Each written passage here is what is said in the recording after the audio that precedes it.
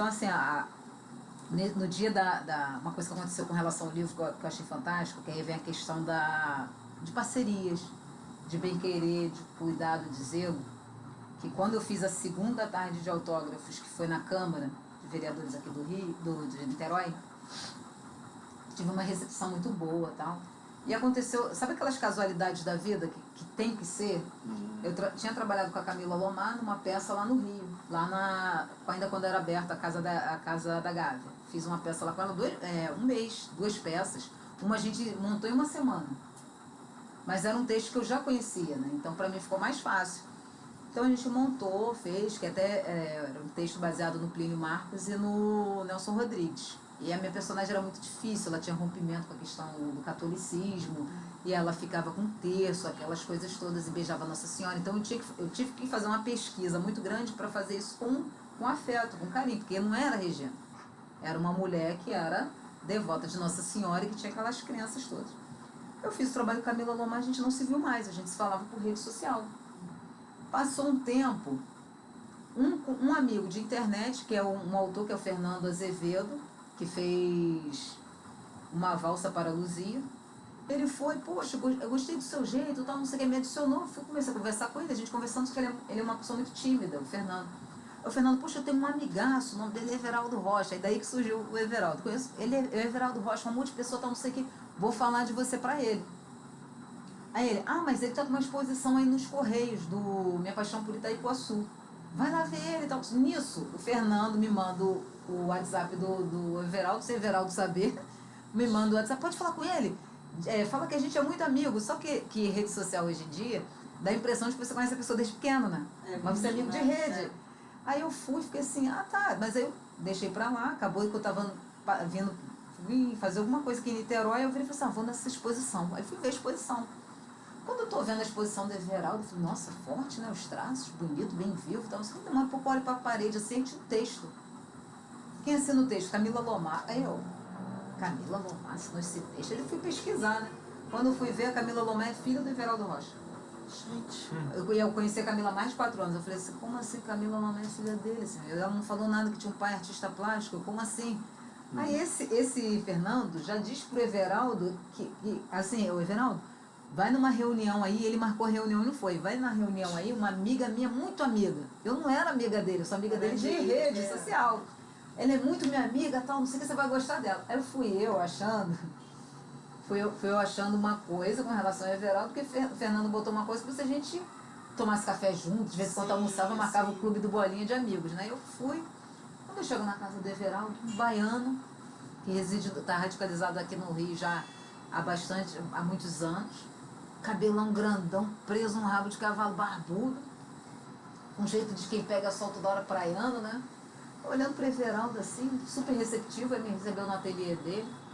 Aí eu estava com o livro da Flora guardado na bolsa, conversando com ele e tal. Eu disse, poxa, eu fui na sua exposição, muito bonita e tal. Ele, o Fernando falou muito de você, que vocês são muito amigos. Eu falei, não, a gente é amigo de rede. Ele, não, mas falou de você, parecia que vocês tomavam um café juntos. E ele é engraçado, eu verso ele, parecia que vocês tomavam um café juntos, de vez em quando. Eu falei, não, a gente é amigo de rede social. Ele, mas Fernando é fogo. Aí a gente começou a rir. Aí demora um pouco, eu falei, pô, eu vi sua exposição, tava mundo pequeno, você é pai da Camila. Ele, né, você trabalhou com ela, tal, não sei o que. Para a gente começou a conversar, eu na minha humildade, virei e falei assim, a ele, então o que eu posso ser útil? Eu virei e falei assim, então, Everaldo, eu vi os seus quadros, achei lindo e tal, então eu vou fazer uma tarde de autógrafos no Salão Nobre da Câmara. Eu queria saber se você não me emprestava 1 ou 2 quadros seus, se você puder, claro, 1 ou 2 quadros seus para eu colocar lá no dia da minha tarde de autógrafos. Ele ficou parado olhando pra minha cara, e botou a mão no queixo, aí deu um olhar assim faceiro, aí olhou a ele, posso te pedir uma coisa? Eu virei e falei assim, pode, me dá um livro seu. Eu olhei pra ele assim, dá um livro? Como assim te dar um livro? Aí ele, um livro, me dá um livro. Aí ele, mas além de você me dar esse livro, você vai ter que me dar um outro livro. Eu tô tendo uma ideia, ele, me dá esse livro. Aí ele não precisa ser novo não, o outro você me dá novo, mas eu quero, me dá o que você está usando. Eu peguei o livro, ele estava mais conservado até que esse, peguei o livro, dei na mão dele, mas tipo assim, segura aqui, o livro. Eu dei o livro para ele assim, Sabe, Puxando. igual o Rupi Goldberg no filme Ghost, na hora de dar o cheque. Eu fiquei meio assim, tá, aí deu o livro a ele foi, segurou. Aí falou assim, então você quer um quadro, né? Quer um quadro emprestado. Se você puder fazer essa gentileza, Aí ele virou e falou assim, a sua arte é tão importante quanto a minha arte. Você me deu um livro. Você vai me dar outro, né? Eu falei assim, vou. Aí eu fiquei meio assim, vou. Aí ele, eu não vou te emprestar quadro nenhum. Aí caramba. Aí eu fiquei meio assim, qual a poesia que você mais gosta nesse livro? Eu falei, se tem tantas, eu reparei que tem algumas marcadas aqui, mas eu vou ler o livro. Tá. Aí ele, sabe por que eu te pedi esse livro? Porque eu vou colar a poesia na tela. Aí eu levei um susto, eu falei assim, colar a poesia na tela? Ele, não vou te prestar um quadro não, vou fazer um quadro sobre o seu texto. Aí você faria isso? Ele, por que não? A sua arte vale tanto quanto a minha, você não me deu o livro? Ele, então eu vou te dar um quadro. Eu já estava feliz com esse um quadro. Tava explodindo de alegria. Everaldo me mandou um vídeo do quadro Migalhas. Mas eu chorava tanto. Ele fez um homem de costas. E ele está segurando uma rosa e as pétalas caem. E é um pombo. E ele fez em 3D. O pombo olhando para todos os lados, comendo aquelas pétalas. E o fundo, tem uma parte que o fundo é preto. E parece que tem migalhas no alto, assim, como se fosse o céu. Mas ao mesmo tempo parece olhos da sociedade vendo aquele absurdo. Sim. Eu olhei para a tela e falei assim, gente, que tela, nossa, ele passou uma mensagem a ele. Então, amigo, humildemente, ele é assim, né? Humildemente eu fiz esse quadro, o que você achou?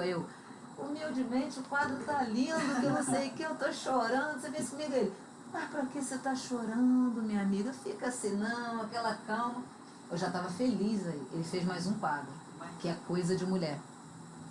Já estava feliz demais com esses dois quadros. Chegou no dia que eu virei e falei assim, se você pudesse declamar um texto, ele, declamar, eu não vou declamar, não, amo poesia, mas não vou declamar, porque ele gosta muito, uma coisa que eu acho o máximo nele, que ele está há 30 anos no mercado, mas ele não faz assim, só o trabalho dele, ele gosta de misturar artes plásticas com poesia. Ele sempre mescla. Ele virou e falou assim, Regiana, eu estava pensando no seguinte, eu vou fazer uma tela em tempo real enquanto você estiver conversando com o público ou recitando sua poesia, interpretando. Aí você faria isso? Eu falei, Everaldo, são 3 quadros. Aí ele virou e falou assim, Regina, valoriza a sua arte. Você está dando o seu trabalho, você está fazendo trabalho por ele. Por que eu não posso fazer isso? E ele fez. E acabou que ele pegou esse quadro que ele fez lá, que é Projetos, que é a história de um filho que tem tudo. Nesse filho ele tem tudo, só que ele perdeu o amor pelo pai, o respeito pelo pai, e o pai dele está em estado terminal. Quando ele percebe que o pai dele vai morrer, ele tenta ir até atrás, tenta ir ao alcance desse pai, só que esse pai morre. E o pai o tempo todo falando com ele, você não tem nada, você não tem nada. O pai fala, o que você veste não é seu, mas o pai não está falando de roupa. O pai está falando que ele não existe enquanto pessoa, ele não sabe o que ele quer da vida, não tem uma perspectiva, ele não sabe o que ele quer. Então quando o pai morre, ele dá aquela filtrada, tipo assim, quem sou eu? Ele não tem identidade, o pai não estava falando de roupa, de coisas materiais, o pai quis dizer que ele não é construído enquanto ser humano. Então ele retratou isso em tela e doou essa tela para a Câmara. Que a gente fez a exposição lá, 45 dias, a Quimera Sensorial, ele acabou doando. E nesse mesmo dia ele virou e falou assim, Regina, dos quadros que eu fiz, qual que você mais gostou? Eu falei assim, todos, eu achei lindo, mas Migalhas, antes dele doar isso para a Câmara, mas Migalhas mexeu muito comigo. Aí ele virou e falou assim, então, o quadro é seu. Eu falei, você vai me dar um quadro? Ele virou e falou, mas você não me deu um livro? Eu fui e a poesia Migalhas está colada na tela. Ela faz parte da tela. Então, em Migalhas tem o texto do próprio livro, mesmo do livro, e no Coisa de Mulher também tem um texto. Ele vai fazer uma exposição de novo, essa itinerância com autores, com poesias, vai fazer outra. Vai ser poesias com tela. Algumas já existentes, mas ele vai criar outras em cima de texto. Aí ele vai abrir para alguns poetas, para esses poetas, ele vai fazer uma coisa que é interessante. Ele vai pegar poesias já existentes, o Everaldo vai pegar umas poesias já existentes, que ele já tem de algumas telas, e vai fazer uma exposição com esses artistas, por isso que eu te falei da questão do livro. Sim. Vai fazer isso, e além disso, ele vai pegar outros poetas e criar novos trabalhos para fazer nesse livro. Então, assim, é uma pessoa que eu admiro muito, que a gente faz várias coisas juntos, né, dentro da arte. Fica sempre um apoiando o outro. Porque ele tem uma coisa que eu acho muito boa, que é assim, a sua arte é tão boa quanto.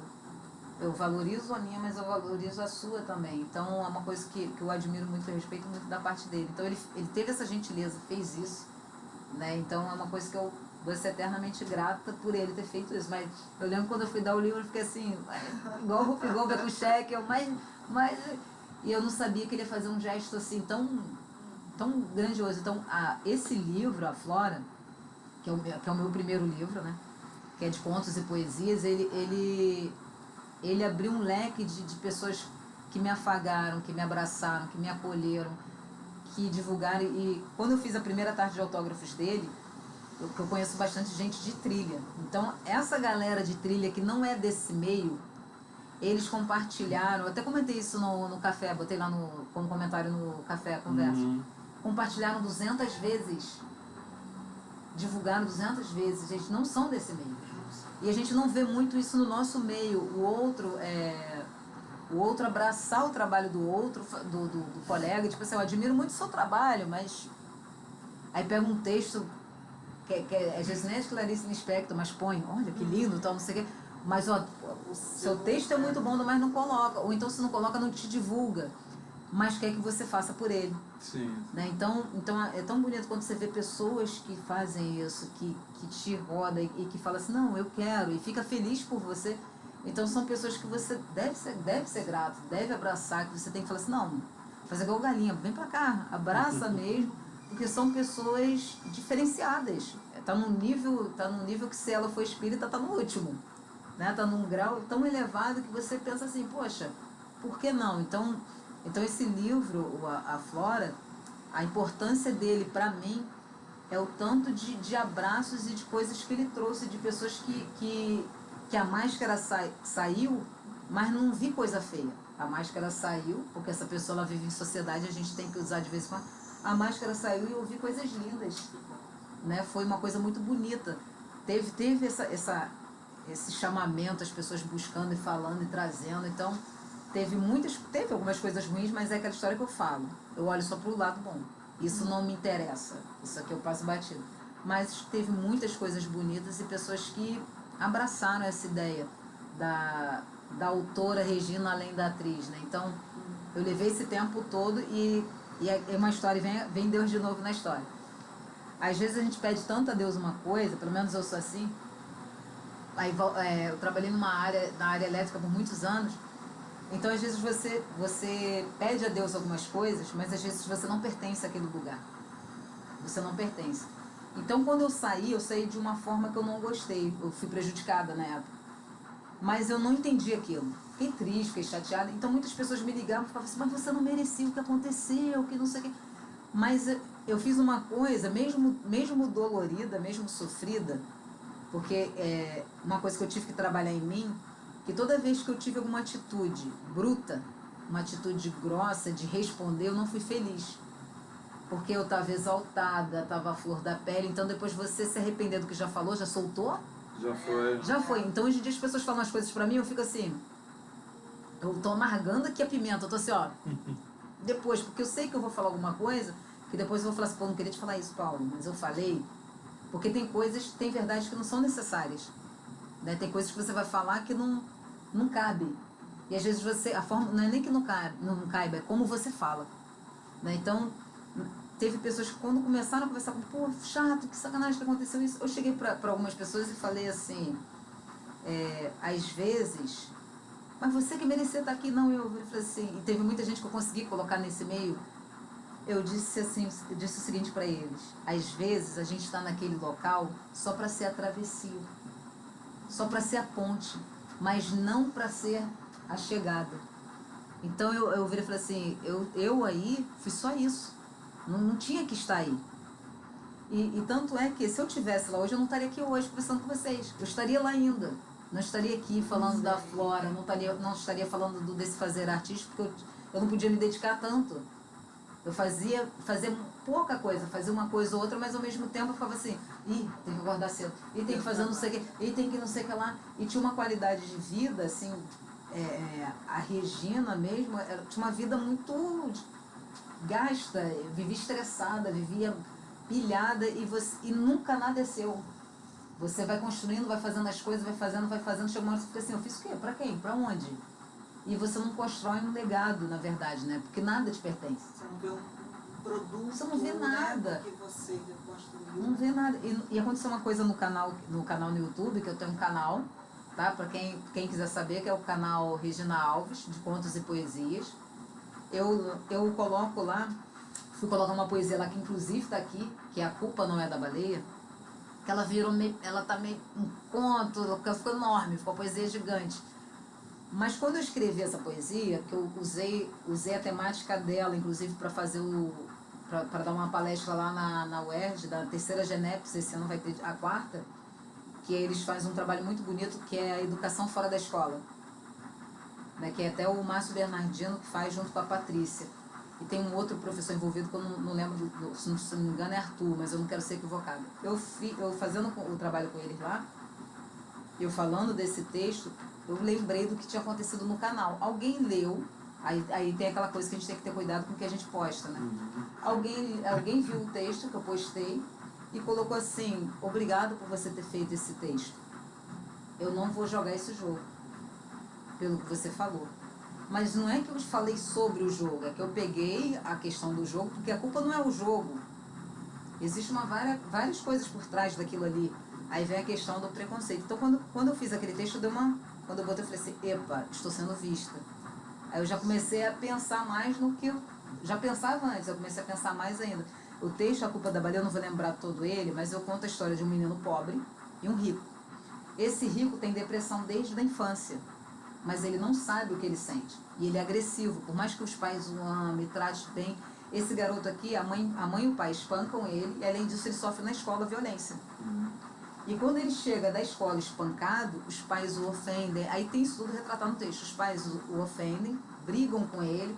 Aí fica assim, você parece maricas apanhando de todo mundo, tal, não sei o que. Então esse garoto, ele passa por tudo isso, mas essa maldade que o cerca não o contamina, ele ainda consegue manter uma pureza. Esse garoto aqui, ele está a vida toda sendo amado, os pais tentando entender e ele não consegue saber por que ele odeia. E ele fica articulando como que ele vai matar a mãe, como que ele vai destruir tudo, por que as pessoas estão rindo da minha cara? E ele fica, estão rindo da minha cara? Por que eles estão rindo se eu não estou feliz? Eles estão felizes com o quê? Por que eles estão felizes? E ele fica se questionando, mas ele não sabe o que ele tem. Chega um certo ponto que eu coloco os dois para se verem, enquanto criança. Só que o menino rico passa e esnoba o menino pobre. O menino pobre tenta puxar assunto com ele, ele não dá ideia. É a primeira vez que eles se cruzam e passa. Quando eles ficam na fase adulta, eles se encontram de novo. A diferença é que esse menino pobre, ele vai estudar, ele está indo para a faculdade, ele conseguiu se livrar de tudo isso, e esse menino rico, ele tenta matar todo mundo da universidade que ele está, só que ele acaba batendo com o carro e morre. Aí depois descobrem que ele tinha depressão, e a família não sabia o que ia fazer. Então, esse menino pobre, ele pegou o problema e não se tornou refém daquilo ali. No texto ele fala sobre isso. Aquela dureza, aquela tristeza não definiu. O outro menino, aquela tristeza o definiu. Então, eu quis botar dessa forma, porque não é só a questão social. Você pode ser rico e não saber o que você está fazendo na Terra. Eu estou fazendo o que aqui? Esse garoto pobre, ele sabia. Ele estava sendo espancado aqui, mas o sonho dele estava lá na frente, né? A ideia, a vontade dele estava lá na frente. Então, quando eu pensei em fazer, eu não quis falar assim, porque o jogo, porque nananã, porque cuidado. Eu falei assim, não, vou trabalhar isso para dizer que a culpa não é da baleia. É um bichinho, eu até falo no texto, é um bichinho tão inofensivo. Por que ela tem que ser culpada por alguma coisa? Por que você tem que criar um rótulo para alguma coisa? Então eu levei isso para lá e eles ficaram assim, olhando para minha cara meio assim, nossa, sabe aquela coisa de, não tinha pensado nisso. E eram 10 minutos que você tinha que falar. Eu fui percebendo que estava passando, né? Quando eu fui ver, tinha ido para 13. Eles deixaram ele, não, infelizmente vou ter que interromper, tá bom, então, mas eu tenho que interromper. Eu falei, não, tá, obrigado. Aí interrompeu, mas foi uma experiência muito incrível. Aí volta aquela história. O livro, se eu não tivesse não tivesse feito essa escolha, se eu não tivesse, entre aspas, levado esse chute, eu não teria tomado essa atitude.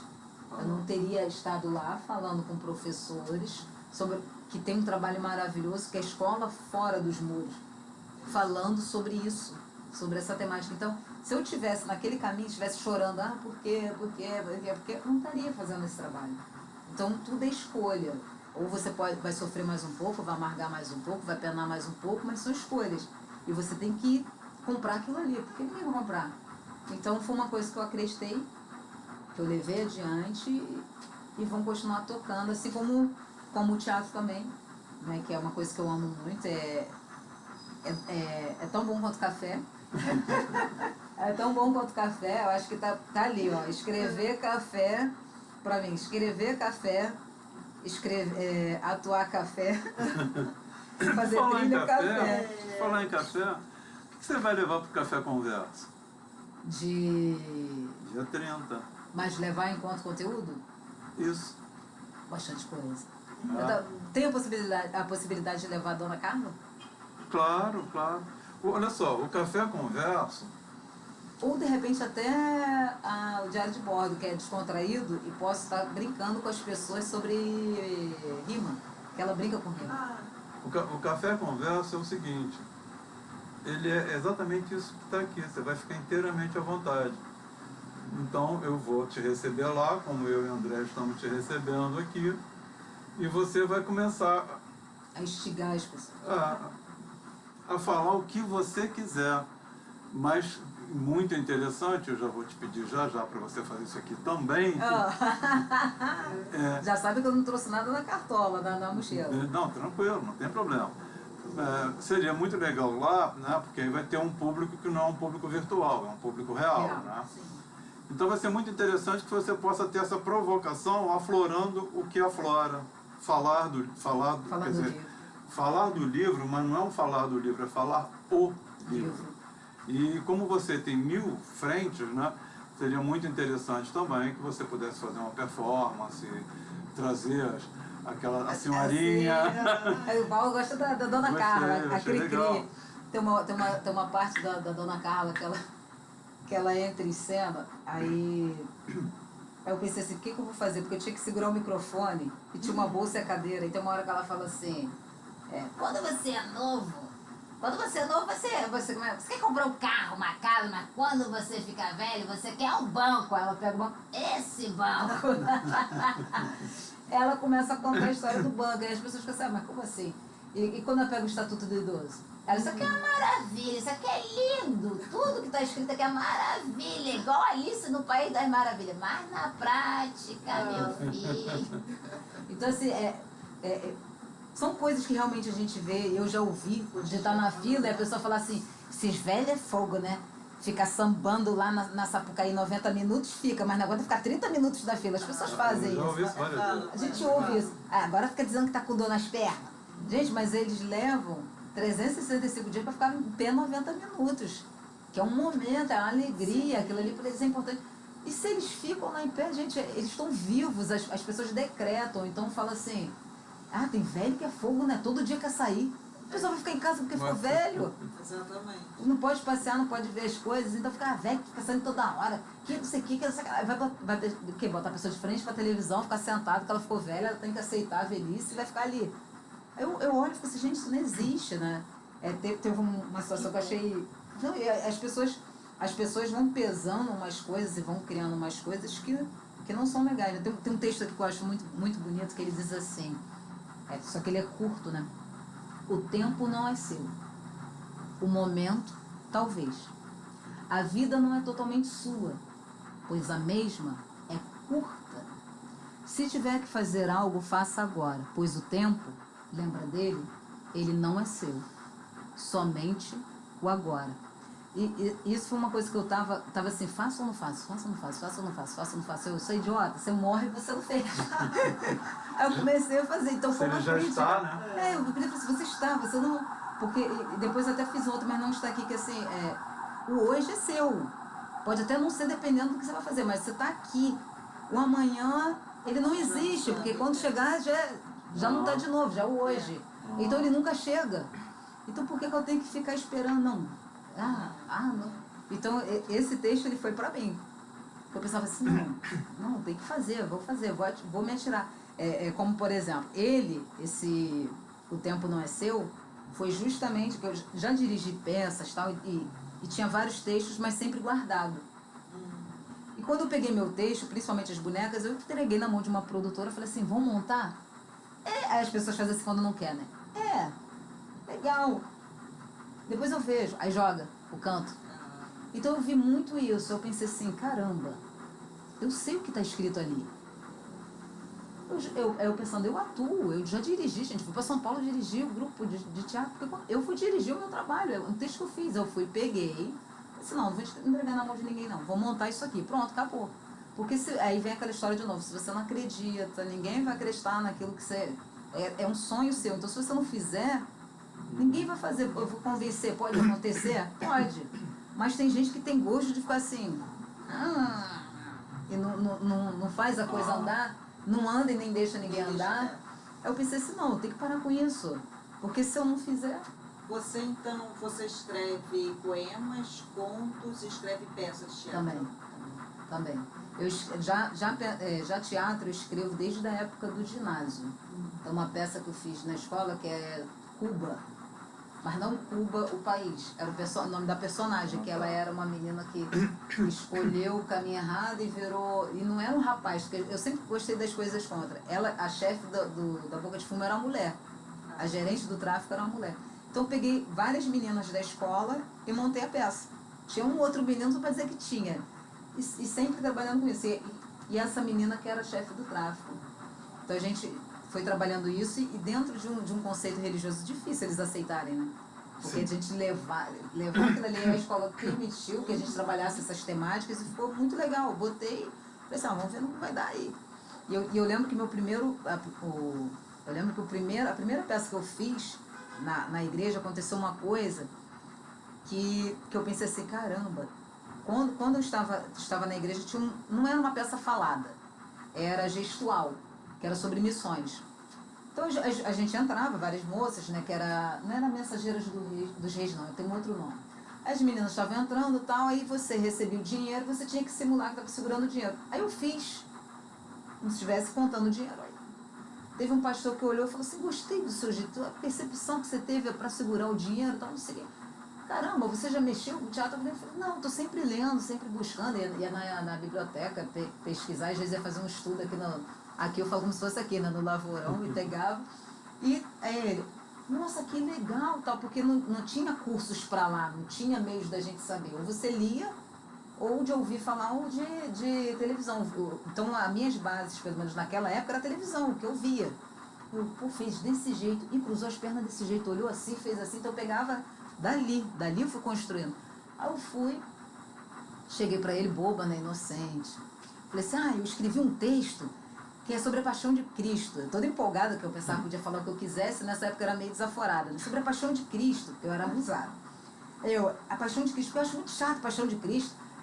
Já reparou que os crentes, eu falava assim, os crentes, até o pessoal das outras igrejas também, quando Pedro nega Jesus, todo mundo faz assim com a cabeça? Todo mundo faz assim com a cabeça? A gente faz isso também.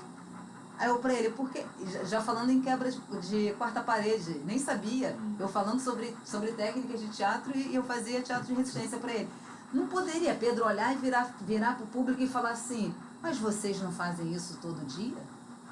Aí ele olhou para minha cara, olhou assim, eu acho melhor. Aí ele descartou aquela ideia. Então, se eu acreditasse, depois ele não deixou fazer mais nada, eu não fiz mais nada dentro da igreja. Aí eu fui me desanimando com aquilo. Então, se aquilo me definisse, eu não teria feito o que eu fiz depois. Não montei a paixão de Cristo do jeito que eu queria, mas fiz várias outras coisas. Então, assim, às vezes a pessoa fala alguma coisa, não ficou legal, não quer dizer que ficou legal, você não agradou aquela pessoa. Sim. Mas existe algum público, alguém que vai gostar daquilo ali. Por isso que existe o samba, existe a pessoa vai mais pro pagode, o forró, sei lá o que, universitário, tecnobrega, MPB, existem vários estilos, porque existem gostos diferentes para tudo. Então eu falei assim, eu olhei para a cara dele, mas deu uma tristeza tão grande, simplesmente eu falei, não. E depois nunca mais fiz nada ali. E com o passar do tempo, algumas pessoas da igreja vendo o trabalho, pô, você é atriz, não podia fazer um trabalho com a gente. Porque algumas pessoas querem aprender, mas outros não, porque claro que tem algumas que já tem uma abertura, mas tem gente que vai fazer Maria, mas continua sendo Andréia, não é Maria. E as pessoas não conseguem entender que existe uma diferença. Não é Andréia, é Maria. Você está emprestando as suas feições, você está emprestando seu corpo para Maria. Não é Andréia? Aí a pessoa chegar, está fazendo Maria, aí a narrativa diz assim, Maria e José estava no deserto por 7 anos. Aí está Maria assim.